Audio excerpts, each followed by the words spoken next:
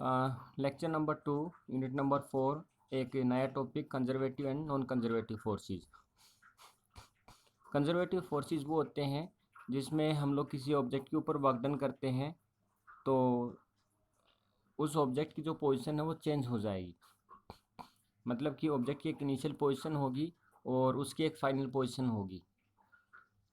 तो conservative forces में जो पाथ फॉलोड किया है ऑब्जेक्ट ने एक पोजीशन से लेकर दूसरी पोजीशन तक, तो वो इस बात के ऊपर डिपेंड नहीं करता है कि उसने जो पाथ है वो कौन सा फॉलोड किया है। वो इस बात के ऊपर डिपेंड करता है कि उसकी इनिशियल पोजीशंस क्या है और फाइनल पोजीशन क्या है। कुछ तरीके से हम लोग इसको समझने की कोशिश करते हैं। सबसे पहले हमारे पास में एक सरफेस है जिस सरफेस के ऊपर एक ऑब्जेक्ट रखा हो जिसका मास m है। क्योंकि हम लोग ये जानते हैं कि जो मास है इसके ऊपर एक फोर्स काम कर रहा है डाउनवर्ड डायरेक्शंस में, that is called acceleration due to gravity. Next one, हम लोगों ने ग्रेविटी के अगेंस्ट एक फोर्स लगाया और इस ऑब्जेक्ट ने एच नाम का डिस्प्लेसमेंट किया और ऑब्जेक्ट जो वो यहाँ पे पहुँच गया। तो यहाँ पे जो वर्क डन हो जाएगा वो हो जाएगा फोर्स इंटू में डिस्प्लेसमेंट, फोर्स इंटू में डिस्प्लेसमेंट। फोर्स जो है वो यहाँ पे अगेंस्ट टू ग्रेविटी लगा है। एक तरीका हमारे पास में ये है। तो यहाँ से यदि हम लोग टोटल वर्क डन निकालना चाहते हैं ऑब्जेक्ट को इनिशियल पोजीशन से ले जाके फाइनल पोजीशन तक पहुँचाने का, तो टोटल वर्क डन हम लोग किसी तरीके से निकालेंगे। हम लोग जानते हैं कि वर्क डन जो होता है वो फोर्स इंटू में डिस्प्लेसमेंट, क्योंकि यहाँ पे ये वेक्टर क्वांटिटी है फोर्स और डिस्प्लेसमेंट, इसलिए इसको तब हम लोग खोलेंगे तो W इक्वल टू आ जाएगा F S cos of theta. यहाँ पे जिस डायरेक्शन से हमारा फोर्स लग रहा है, the direction of the force applied and the direction of the displacement both are same, so the value of theta will be equal to 0। तो W equal to आ जाएगा एफ एस, और जो force है वो हम लोग जानते हैं मास इंटू में एक्सेलरेशन होता है, और यहाँ पे एक्सेलरेशन जो है वो ग्रेविटी का काम, ग्रेविटी जो है एक्सेलरेशन का रोल प्ले करेगी।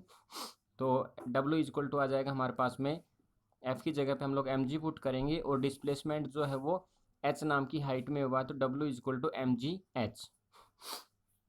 मतलब कि एक ऑब्जेक्ट को यहाँ से लेके यहाँ तक ले जाने में टोटल जो वर्क डन हम लोगों को करना पड़ा that is equal to mgh। Okay, इसी सिचुएशन को हम लोग एक और दूसरे तरीके से समझते हैं। एक ऑब्जेक्ट है जिसका मास m1 है और ये ऑब्जेक्ट जो है सरफेस के ऊपर रखा हुआ है। हम लोगों ने इस ऑब्जेक्ट के ऊपर कुछ वर्क डन किया। लेट मी से दैट हम लोगों ने इस ऑब्जेक्ट के ऊपर W1 नाम का वर्क डन किया, जिसके कारण ये ऑब्जेक्ट जो है H1 नाम की हाइट जो है उसके ऊपर पहुंच गया है। इसके बाद में इस ऑब्जेक्ट को हम लोगों ने बिना किसी हाइट को इंक्रीज करते हुए B से लेके C तक लेके गए, मतलब हम लोगों ने फिर से वर्क डन किया। उसके बाद में इस ऑब्जेक्ट को हम लोग C से D तक लेके गए, W3 नाम का हम लोगों ने वर्क डन किया और इस ऑब्जेक्ट ने H2 नाम की हाइट को गेन किया।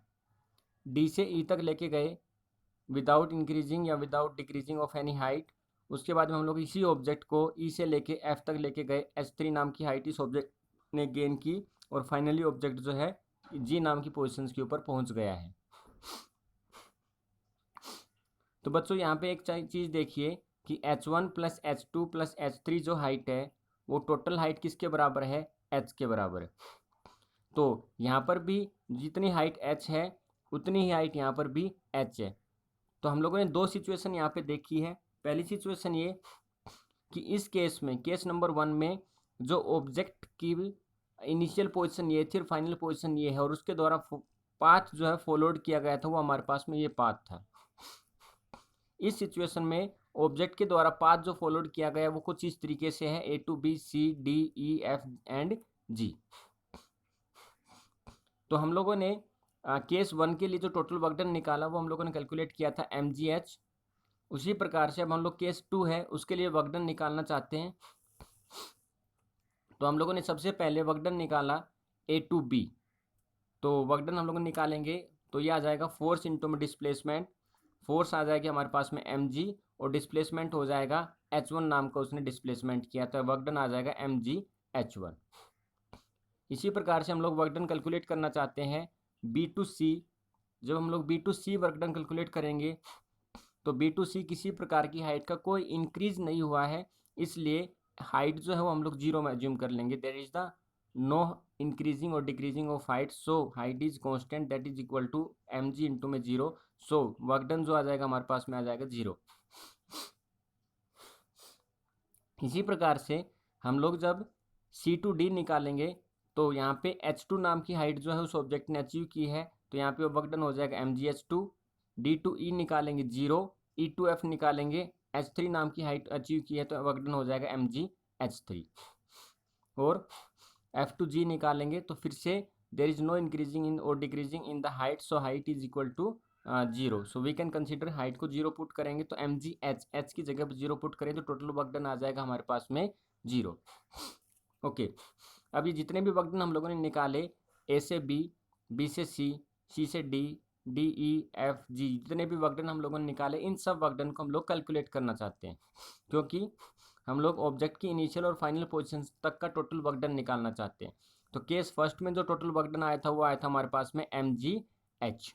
अब केस टू जो है उसके टोटल वर्क डन हम लोग देखते हैं, तो केस टू के टोटल वर्क डन हमारे पास में आ जाएंगे A B C D E F G, ये पास उसने फॉलो किया, तो पहले work done, second work done, third work done, fourth fifth and sixth work done, सबके सब वर्क डन की हम लोगों ने वैल्यू पुट की। तो m g h one plus zero, m g h two plus zero, m g h three plus zero, इस तरीके से टोटल जीरो जीरो तो हम लोगों ने इग्नोर कर दिया है, और यहाँ से एम जी हम लोग कॉमन लेंगे तो ये आ जाएगा H one plus h two plus h three, क्योंकि बच्चों यहाँ पे H one plus h two plus h three वो टोटल हाइट थी हमारे पास में एच के बराबर, इसलिए हम लोगों ने इस पूरी की वैल्यू की जगह that is equal to h one plus h two plus h three की जगह हम लोग क्या पुट कर सकते हैं, एच। तो टोटल वर्क डन आ जाएगा हमारे पास में एम जी एच।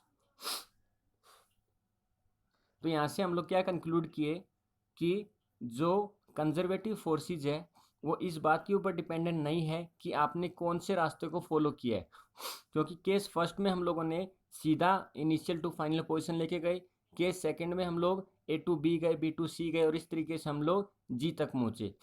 मतलब कि हमारा जो रास्ता था फाइनल पोजीशन तक पहुँचने का वो केस वन से अलग था, लेकिन दोनों केस में जो टोटल वर्क डन आया हमारे पास में वो आया है एम जी एच। तो such kind of the force is known as the conservative forces. दूसरा देखिए, यदि हम लोग किसी ऑब्जेक्ट को एक हाइट के ऊपर लेके जाना चाहते हैं तो एक दूसरा तरीका ये हो सकता है कि हम ऑब्जेक्ट को सीधा परपेंडिकुलर डायरेक्शंस में लेके जाएं, जो हम लोगों ने अभी देखा। दूसरा तरीका ये है कि हम ऑब्जेक्ट जो है इंक्लाइंड तरीके से भी उसको एक एच नाम की हाइट तक लेके जा सकते हैं इंक्लिनेशंस के हिसाब से। जैसे आपने ऑब्जेक्ट को यहाँ से रोल करना शुरू किया और ऑब्जेक्ट को यहाँ तक लेके गए, ठीक है, एच नाम की हाइट तक। तो देखिए वर्क डन क्या हमारे पास में आता है। तो मान लीजिए एक ऑब्जेक्ट है जो सी नाम की पोजीशंस के ऊपर रखा हुआ है, और जो बी नाम की पोजीशन तक हम उसको लेके जाना चाहते हैं। ये लाइन जो हम लोगों को यहाँ पे इंक्लाइन लाइन दिख रही है, इसलिए यहाँ पे थीटा क्या हो जाएगी, ये इंक्लिनेशन एंगल हो जाएगा, ठीक है। ओके, हम लोग ये जानते हैं कि इसके किसी भी पॉइंट पे एक ग्रेविटेशनल फोर्स जो काम कर रहा होगा और वो ग्रेविटेशनल फोर्स डाउनवर्ड डायरेक्शंस में लगेगा, इसलिए हम लोगों ने इसके डाउनवर्ड डायरेक्शंस में फोर्स लगा दिया, that is equal to m g. तो यदि ये एम जी है, तो क्योंकि ये एम जी जो है इस इंक्लाइन लाइन के ऊपर लगा है, और हम लोग ये जानते हैं कि फिजिक्स के अंदर जब भी कोई इंक्लाइन लाइन की हम लोग बात करते हैं तो उसके दो कंपोनेंट बना लेते हैं। एक बना लेते हैं उसका horizontal component m g cos theta, और एक उसका बना लेते हैं vertical component m g sine theta.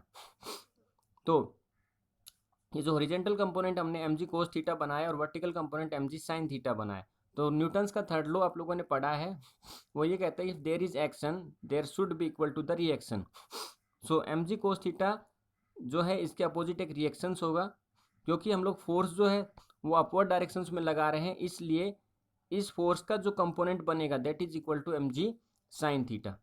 तो यहाँ पे m g sine theta force जो है बच्चों वो इस ऑब्जेक्ट को, जो सी नाम की पोजिशंस पे एक ऑब्जेक्ट रखा हुआ था, तो एम जी साइन थीटा नाम का जो फोर्स है वो इस ऑब्जेक्ट को ऊपर ले जाने में हमारी हेल्प करेगा, ठीक है।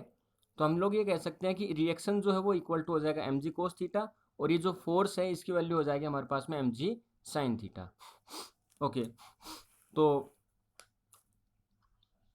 यहाँ से जो फोर्स है वो इस ऑब्जेक्ट को डिस्प्लेसमेंट कराने के लिए रेस्पॉन्सिबल है, और फोर्स की वैल्यू जो हम लोगों ने कैलकुलेट की है mg sin थीटा आई है। तो यहाँ से हम f की वैल्यू हम लोग पुट कर सकते हैं mg sin थीटा। हम लोग ये जानते हैं कि वर्क डन जो होता है वो फोर्स इंटू में डिस्प्लेसमेंट होता है। तो फोर्स हमारे पास में ये रहा, और डिस्प्लेसमेंट इस ऑब्जेक्ट को करना है इस पोजिशन से लेके इस पोजिशन तक, सी पोजिशन से लेके बी पोजिशन तक जो है इस ऑब्जेक्ट को डिस्प्लेसमेंट कराना है। तो डिस्प्लेसमेंट की जगह हम लोगों ने पुट कर दिया सी बी। ओके, क्योंकि एफ की जो वैल्यू है वो हमारे पास में एम जी साइन थीटा है, तो एफ की वैल्यू हम लोगों ने m g sine theta put कर दी। सी बी जो है उसको एज इट इज रखा। बच्चों साइन थीटा हम लोग जानते हैं ट्रिग्नोमेट्री में आप लोगों ने पढ़ा हुआ है, पंडित बद्री प्रसाद हर बोले, उसके अकॉर्डिंग हम लोग साइन थीटा कोस टेन किसी की वैल्यू निकालना चाहते हैं तो उसके अकॉर्डिंग निकाल सकते हैं। तो साइन थीटा जो आता है हमारे पास में वो आता है परपेंडिकुलर अपॉन हाइपोटेन्यूज। तो यहाँ पे परपेंडिकुलर जो है वो हो जाएगा ए बी और हाइपोटेन्यूस हो जाएगा सी बी। तो परपेंडिकुलर अपॉन हाइपोटेन्यूस पुट किया, सी बी से सी बी कैंसिल, तो ये आ जाएगा एम जी ए बी। और जो ए से बी तक का डिस्टेंस वो हमारे पास में एच नाम की हाइट है, that is equal to m g h. मतलब कि यदि आप एक ऑब्जेक्ट को परपेंडिकुलर ले जाते हो तो भी work done m g h आता है। यदि ऑब्जेक्ट का एक पाथ जो है वो आप लोगों ने इंक्लाइंड फॉलो किया तो भी टोटल वर्क डन हमारे पास में एम जी एच ही आता है। एक और सिचुएशन देखिए, मान लीजिए एक ऑब्जेक्ट जो है वो एक सर्कुलर मोशंस कर रहा है, ठीक है। तो हम लोगों ने ऑब्जेक्ट के ऊपर एक फोर्स लगाया और उस ऑब्जेक्ट को हम लोग ए से लेके बी नाम की पोजीशंस की तरफ लेके जाना चाहते हैं। तो ये इस सर्कल की ए पोजीशन है, ये हमारे पास में बी पोजीशन बन जाएगी, और ऑब्जेक्ट जो है वो फोर्स लगाने का मूव कर रहा है ए टू बी। तो यदि हम लोग ए टू बी ऑब्जेक्ट को मूव कराएंगे तो इस केस में ऑब्जेक्ट की जो पोटेंशियल एनर्जी है, हम लोग ये जानते हैं पोटेंशियल एनर्जी बेसिकली एक स्टोर्ड एनर्जी होती है, और ये एक हाइट के कारण भी आती है। तो जैसे जैसे ऑब्जेक्ट जो है वो अपवर्ड डायरेक्शन में जाएगा उसकी हाइट जो वो इंक्रीज होती जाएगी और उसकी पोटेंशियल एनर्जी भी इंक्रीज होती हुई चली जाएगी। तो जब ऑब्जेक्ट ए से बी की तरफ जाएगा तो पोटेंशियल एनर्जी इंक्रीजेज, एंड क्योंकि ऑब्जेक्ट ऊपर जा रहा है और ग्रेविटी डाउनवर्ड डायरेक्शन में लग रहा है इसलिए ग्रेविटी इज नेगेटिव। ओके, जब ऑब्जेक्ट बी नाम की पोजीशन पे पहुंच चुका है इस टाइम पे उसके पास में मैक्सिमम पोटेंशियल एनर्जी है, और अब ऑब्जेक्ट जो है वो बी से लेके ए की तरफ आएगा। लेकिन उससे पहले यदि ऑब्जेक्ट ए से लेके बी की तरफ गया है तो हम लोगों को उस ऑब्जेक्ट के ऊपर एक वर्क डन करना पड़ेगा, that is equal to work done a to b. Okay, तो the direction of the upward is the direction of the work done is equal to the upward. अब ऑब्जेक्ट बी से लेके ए की तरफ आएगा, यदि ऑब्जेक्ट बी से लेके ए की तरफ आएगा तो उसकी काइनेटिक एनर्जी इंक्रीज होगी और उसकी पोटेंशियल एनर्जी डिक्रीज होगी। ओके, काइनेटिक एनर्जी अब इंक्रीज होगी, पोटेंशियल एनर्जी डिक्रीज होगी। तो जब यदि पोटेंशियल एनर्जी डिक्रीज हो रही है, काइनेटिक एनर्जी इंक्रीज हो रही, तो इस केस में वर्क डन जो हमारे पास में वो सॉरी इस केस में हमारे पास में जो ग्रेविटी होगी वो हमारे पास में पॉजिटिव होगी, क्योंकि ऑब्जेक्ट का जो मोशन है वो किधर साइड में होगा, डाउनवर्ड डायरेक्शन में। तो potential energy decreases and gravity is positive. तो ये जो वर्क डन हम लोगों को करने वाले हैं बी से लेके ए तक, ये वर्क डन हमारा अपोजिट हो जाएगा, मतलब जस्ट अपोजिट हो जाएगा किसके, ए टू बी जो वर्क डन हम लोगों ने किया था उसके। तो what we can say that work done हम लोगों ने जितना डब्ल्यू ए टू बी किया उतना ही वर्क डन हम लोगों को डब्ल्यू बी टू ए करना पड़ेगा। लेकिन ये जो वर्क डन है बी टू ए वाला, ये वाला वर्क डन ये पहले वाले वर्क डन का अपोजिट होगा, इसलिए मैंने यहाँ पे पुट कर दिया साइन माइनस का। इसको हम लोग उधर लेके जाएंगे तो ये प्लस का हो जाएगा और ये आ जाएगा जीरो। मतलब कि बच्चों इसका मतलब ये निकला कि यदि कोई चीज़ हमारे पास में सर्कुलर मोशंस में घूम रही है तो इसका मतलब ये है कि उस ऑब्जेक्ट के ऊपर किसी भी प्रकार का कोई भी वर्क डन नहीं किया जा सकता है, उस ऑब्जेक्ट का टोटल वर्क डन जो है वो जीरो होगा। जैसे कि अर्थ जो है वो सन के चारों तरफ घूम रही है, तो सन के द्वारा लगाया गया फोर्स जो है और अर्थ का जो रोटेशंस है, तो उस टाइम पे टोटल जो वर्क डन होगा वो हमारे पास में जीरो होगा। ओके, ठीक है। नेक्स्ट वन देखिए, नॉन कंजर्वेटिव फोर्सेस के हम लोग के बारे में हम लोग बात करते हैं अभी। और कंजर्वेटिव अभी हमने देखा, और कंजर्वेटिव फोर्सेस का एक रिव्यू देते हैं। और कंजर्वेटिव फोर्सेस का रिव्यू ये कहता है कि जो कंजर्वेटिव फोर्सेस, चाहे आप किसी ऑब्जेक्ट को इंक्लिनेशंस के हिसाब से ऊपर लेके जाइए, चाहे आप किसी ऑब्जेक्ट को सीधा परपेंडिकुलर डायरेक्शंस में ऊपर लेके जाइए सरफेस से परपेंडिकुलर डायरेक्शंस में, या किसी ऑब्जेक्ट को आप सर्कुलर मोशन में कराइए, सब केस में जो वर्क डन होता है वो हमारे पास में सेम होता है, इक्वल होता है, मतलब कि वो उसके पाथ के ऊपर फॉलो नहीं करता है। ठीक है, कि आप लोगों ने कौन से पाथ को फॉलो किया, वो उसकी इनिशियल और फाइनल पोजीशंस के ऊपर डिपेंडेंट होता है। अगला देखिए बच्चों, हमारे पास में आता है नॉन कंजर्वेटिव फोर्सेस। एक ऐसे फोर्सेस जो कि पाथ के ऊपर डिपेंडेंट करते हैं कि आप किस पाथ को फॉलो करते करके आए हो। जैसे कि यदि आप एक ऑब्जेक्ट है जो ए पोजीशंस पे रखा हुआ है और इस ऑब्जेक्ट को हम लोग इधर से लेके इधर बी नाम की पोजीशन तक पहुंचाए। ठीक है, मतलब हम लोगों ने कुछ वर्क डन किया, क्योंकि यहाँ पे हम लोगों ने फोर्स लगाया ऑब्जेक्ट के ऊपर और ये डिस्प्लेसमेंट हुआ और ऑब्जेक्ट जो है बी नाम की पोजीशन तक पहुंच गया, मतलब वर्क डन नंबर 1। इसी ऑब्जेक्ट को मैं ए से लेके बी तक पहुंचाने के लिए 1 नंबर वाला पाथ जो है उसको मैं फॉलो कर सकता हूँ। इसी ऑब्जेक्ट को मैं ए से लेके बी तक पहुंचाने के लिए 3 नंबर का पाथ भी फॉलो कर सकता हूँ। तो बच्चों हम लोग ये देखते हैं कि जो वर्क डन हम लोगों ने इस वाले में निकाला, जो वर्क डन हम लोगों ने इस वाले में निकाला और जो वर्क डन हम लोगों ने इस पाथ फॉलोड के ऊपर निकाला, तो W1 W2 W3 जो वर्क डन है वो हमारे पास में इक्वल नहीं आते हैं। क्योंकि इसका मतलब ये हुआ कि यदि वो इक्वल नहीं आते हैं तो ये जो वर्क डन है ये उसकी इनिशियल और फाइनल पोजीशन के ऊपर डिपेंडेंट होके साथ साथ इस बात के ऊपर भी डिपेंडेंट है कि वो कौन से पाथ को फॉलो करके आया है। तो इस प्रकार के फोर्सेस कहलाते हैं हमारे पास में नॉन कंजर्वेटिव फोर्सेस। जैसे कि फोर्स ऑफ फ्रिक्शन, यदि आप एक बॉल को यहाँ से लेके यहाँ तक लुढ़का के लेके जाओगे तो बॉल आपको ईजिली पहुँच जाएगी, लेकिन उसी बॉल को आप इतना लंबा रास्ता ले जाओगे तो पॉसिबिलिटी है कि बॉल जो रास्ते में रुक जाए, क्योंकि जैसे जैसे फ्रिक्शंस की वैल्यू बढ़ती जाएगी बॉल की जो वेलोसिटी है वो डिक्रीज होती जाएगी और फाइनली बॉल जो है बी नाम की पोजीशन के ऊपर नहीं पहुंच पाएगी। जैसे बच्चों हम लोग यदि दौड़ रहे हैं और हवा नहीं चल रही है तो हम लोग ये देखते हैं कि हमें दौड़ने में कम ताकत लगानी पड़ती, लेकिन यदि हवा चल रही होती तो उसी डिस्टेंस को ट्रेवल करने के लिए हम लोगों को ज़्यादा फोर्स की ताकत या ज़्यादा फोर्स हम लोगों को लगाना पड़ता है। तो that is called air resistance.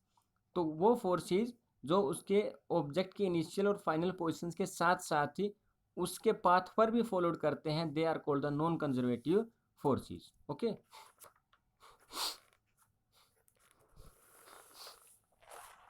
एक छोटा सा टॉपिक चलते चलते और समझिए, पावर। बच्चों हम लोग ये देखते हैं कि जनरली हमारा डेली लाइफ में बहुत सारी चीज़ें जो है उनके साथ हमारा कंपैरिजन शुरू हो जाता है। जैसे कि हमने ये कहा कि एक जो बाइक है वो 10 सेकंड में 60 की स्पीड जो है वो अचीव कर लेती है और एक जो बाइक है वो 10 सेकंड में 30 की स्पीड अचीव करती है। तो हमने बोला कि जो बाइक 10 सेकंड में 60 की स्पीड अचीव कर लेती है उसकी बाइक की पावर ज़्यादा है। हमने बोला कि एक आदमी जो है वो 50 किलो वजन उठा सकता है। हमने कंपैरिजन किया है कि एक आदमी जो है वो 80 किलो वजन उठा सकता है। तो हमने बोला कि जो आदमी 80 किलो वजन उठा सकता है उसकी पावर ज़्यादा है, उसकी ताकत ज़्यादा है।